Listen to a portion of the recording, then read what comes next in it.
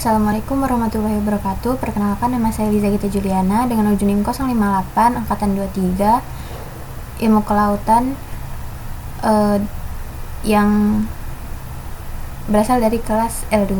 Di sini di video kali ini saya akan membahas mengenai valuasi ekonomi, khususnya dalam konteks sumber daya alam dan perikanan. Materi yang saya akan sampaikan ini mencakup pengertian dasar, tujuan, definisi umum, keunggulan, serta ruang lingkup dan kesimpulan. Kemudian kita langsung saja masuk ke materinya, yaitu valuasi ekonomi, di mana valuasi ekonomi ini adalah upaya untuk memberikan nilai kuantitatif terhadap barang dan jasa yang dihasilkan oleh sumber daya alam dan lingkungan. Nilai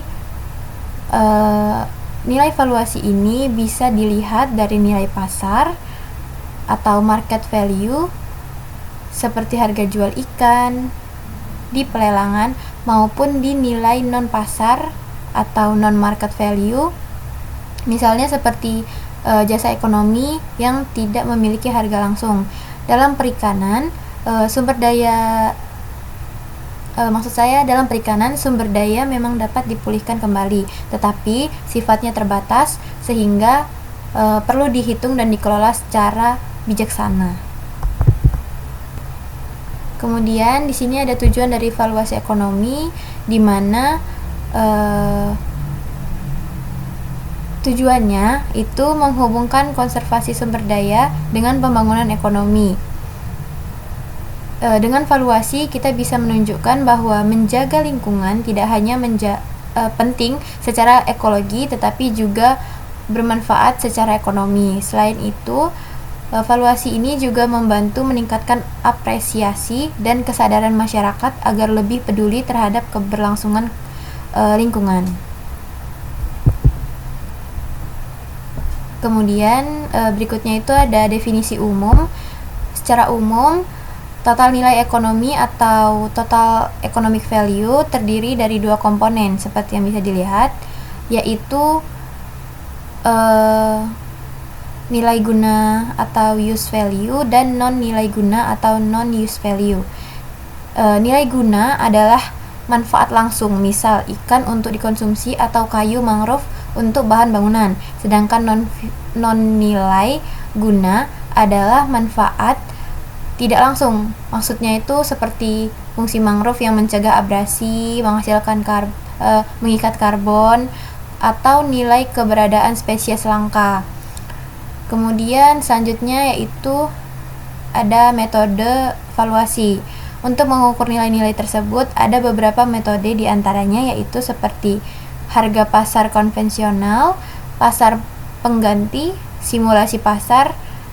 Metode lainnya seperti benefit transfer dan participatory. Kemudian di sini ada keunggulan. Keunggulan dari valuasi ekonomi ini adalah kemampuannya menunjukkan manfaat dan berdampak dari pengelolaan sumber daya alam. Informasi ini sangat berguna untuk pemerintah maupun pihak swasta dalam mengambil keputusan. Misalnya, sebelum membuka kawasan tambak baru, perlu dilihat dulu apakah dampak ekonominya lebih besar daripada kerugian ekologinya. Dengan begitu, kebijakan yang diambil bisa lebih adil dan berkelanjutan.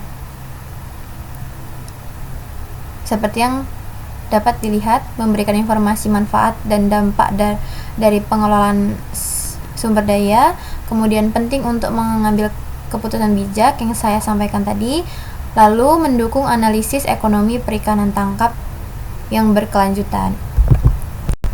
Kemudian di sini ada ruang lingkupnya, di mana ruang lingkup valuasi ekonomi ini bisa dibagi menjadi 3 teknik penilaian, yaitu pertama, nilai berbasis pasar yang menghitung nilai dengan harga pasar langsung. Kemudian yang kedua, nilai pengganti berbasis pasar, yaitu nilai berdasarkan biaya atau barang pengganti. Ketiga, yaitu simulasi nilai berbasis survei, di mana kita menanyakan langsung kepada masyarakat berapa nilai yang mereka berikan untuk suatu jasa lingkungan, misal seperti willingness to pay atau kesediaan berbayar. Kemudian di sini ada kesimpulan di mana value ekonomi membantu menjembatani ekonomi dan konservasi. Kemudian menjadi dasar keputusan dalam pengelolaan sumber daya. Dan yang terakhir itu sangat penting untuk sektor perikanan dan lingkungan berkelanjutan. Jadi yang dimaksud di sini adalah valuasi ekonomi bukan hanya soal menghitung nilai uang dari sumber daya, tetapi lebih kepada bagaimana kita bisa melihat keterkaitan antara ekonomi dan konservasi. Dengan pendekatan ini, keputusan pengelolaan sumber daya, khususnya perikanan, dapat lebih tepat, efisien, dan berkelanjutan. Itulah kenapa pentingnya kita memahami konsep konsep valuasi ekonomi ini. Mungkin cukup sekian materi yang saya dapatkan saat praktikum ESDK kemarin. Kurang dan lebihnya saya mohon maaf.